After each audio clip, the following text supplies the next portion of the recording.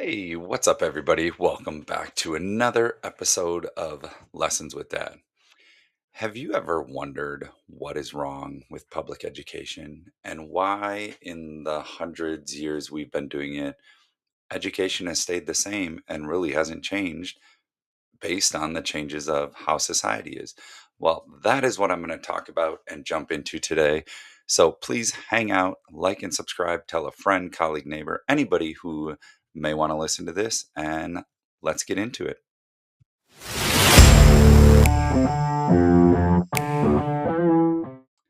Hey, everybody. Thanks for hanging out.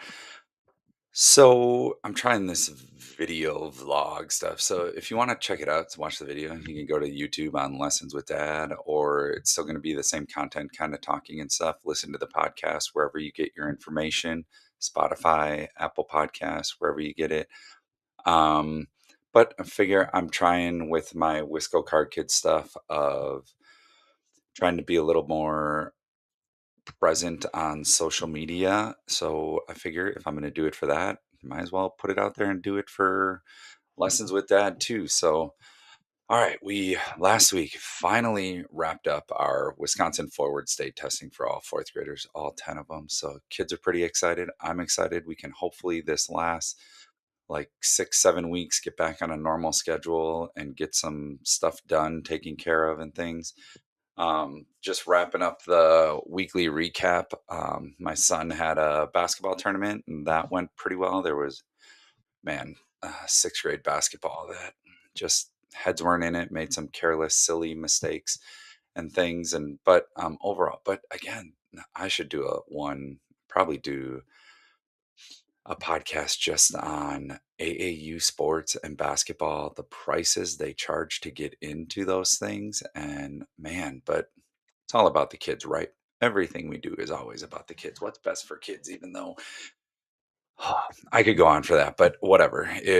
Pay to get in because we love our kids and we want to go watch them and things. But the prices they charge to get in, especially 5, 6 year old daughter, like she's sitting in the stands watching basketball, but whatever. And then just had a busy week again, carpooling between my daughters have a dance recital coming up here that they have dress rehearsals this week, baseball practice, basketball practices, figuring out schedules, getting them all done. Wife's working 12-hour shifts, and I worked at it. So, all that busy parent life while your kids are in sports and involved and doing things and that stuff. So, all right, the big topic I want to talk about today is public education and why, I guess, one, why is public education set up the way it is? And why has it failed to adapt to society the way society has changed over the last 100 years? So, if you think about like public education is based off of like the assembly line model. We have education and it's a law. Kids have to receive some sort of education. We want everyone to be knowledgeable, smart, so they can help and contribute to society in whatever way that means to them. So I get, and especially being an elementary teacher, I think it's even more crucial and vital. I mean, those are the foundations and building blocks of everything the kid is going to can learn, will learn, going to learn, etc. How to read, how to add, subtract, multiply, divide. Do like once they get to middle high school, like some of those may be more career dependent skills, but um like w- it's education is based off of the assembly line model. We teach kids how to be compliant, sit in a hard plastic chair for 6 hours a day, don't ask questions, do as you're told. When a bell rings, you switch to the next thing, you go for recess, you come inside, a bell rings, you eat lunch. When the bell rings, you're done with lunch.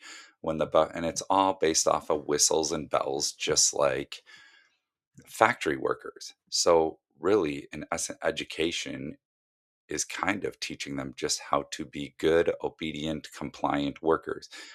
Right now, like if someone's squirrely from sitting in a hard, I don't want to sit in a hard plastic chair. I have a PD day today and kind of dreading it because the last couple of years our PDs have not been very meaningful. And I don't like sitting listening to somebody talk to me and try to teach me for 2, 3 hours at a time in a room while staying focused. I can't imagine a 9 and 10-year-old or my 6-year-old daughter having to sit there, and most kids learn through play, through doing. That's why most kids' favorite subjects is science. It's hands-on, it's exploration, it's learning through doing. But we so often have them sit and just absorb. And if they're squirrely, well, they must have ADD and they need meds. And but our solution is let's just put them on meds so they can be compliant people and just sit there and listen. So I would be a strong proponent. So in this whole thing, so where do we go? What do we do? How do we go about this and things like that? I know I've seen some that have gone to like with AI being more prevalent and everything else and having AI schools or virtual learning schools. I still say to this day, one of my favorite years, minus the epidemic and everything going out, but one of my favorite years was COVID. Having 10 kids come in for 3 hours at a time, we got all of our academic work done in a 3 hour span, and they had the rest of the day to go play, explore, be outside.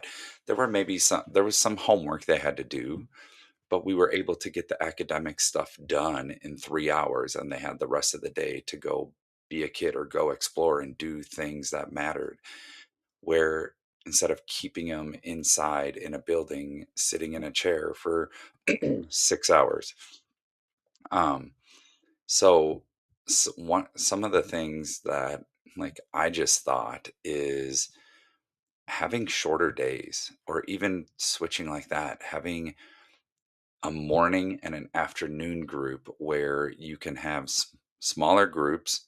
Each kid gets more individual focus because right now during the day we try and carve out time because we know some kids who are more successful in a small group setting and need a little bit more of that interaction which you can give in a small group setting or just sitting down and working one on one with them for a little bit.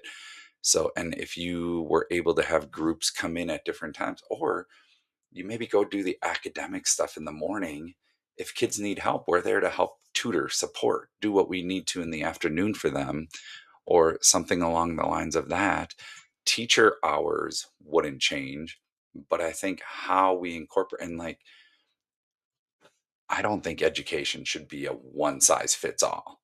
I have students who sit down, they get it, and they're ready to go, but then they have to sit there for another 10 minutes while we do more problems and stuff, practicing, which is why I love the gamification of my math thing. It lets students move on at their own pace and not have to follow the herd, which in life, you shouldn't have to follow the herd. If you're motivated and you want to move on and get ahead, that's how it should be. Not have to stay in a clump and move along with the herd as they move along to get things done. I also I would love to see year-round schooling. Like we have to keep our 180 contact days with kids every year, but how that looks spread throughout a year. Yeah, like maybe we still get a summer break, but it's only half of what we get now. We get 6 weeks instead of 10 weeks, or then every winter break you have a solid 2 weeks off. Every winter break, spring break, you get 2 weeks off. Maybe you get a long fall break and think just have those breaks spread, because coming from a teacher lens, it would be really nice to be able to take a vacation without having to pay double the price on spring break or holidays and things like that. Now, don't get me wrong. I love having summers off and spending time with my kids and being able to be home every holiday and not have to take off of work. But I think like we could adjust schedule, and people during COVID times like figured out a way. And that's a change is hard for everybody. And people will figure out a way if we want to make it work or make changes. I know it's probably not going to be the most widely acceptable, but or I think Minnesota does it now, like 4 day school weeks, give kids 3 days off. And I'm talking kids, not teachers. Then maybe teachers get a work day on that extra work day. Like Maybe we have conferences. Maybe we use those for our PLC times, our planning time, our prep times, whatever it is. There's ways to work around it and do it and incorporate more things um, throughout that time. But I just, the longer I'm in education, it just frustrates me that nothing is changing and we just keep being status quo, and we expect that the longer we make the days or the more testing we do to use the data to, like, kids don't need testing and data. Now, is testing an important skill that everybody needs in life?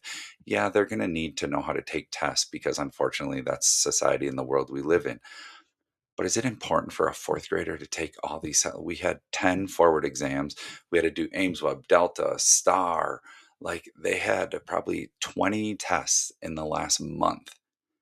And then for what? So we can inform groups. And that's, like, talk about academic time. That's coming out of a lot of the academic time that we could be helping or teaching and working on that stuff.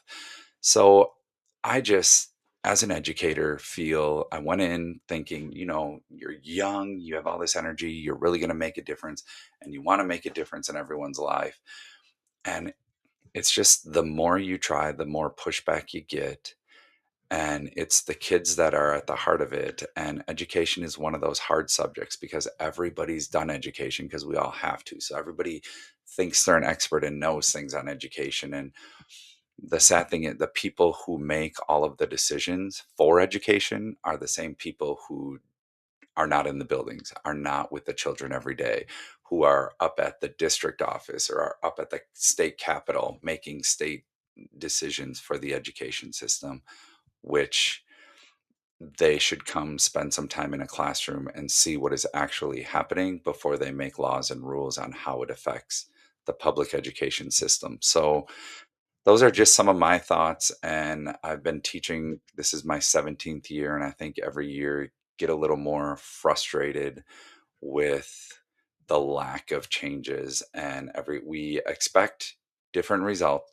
The definition of insanity: keep doing the same thing while expecting different results. And that's kind of what education is. We're going to keep doing the same thing, but we expect scores and everything else to go up without making changes to it. So, those are my couple thoughts on education and where I'm at, and thinking I think it's time for a change. What do you all think?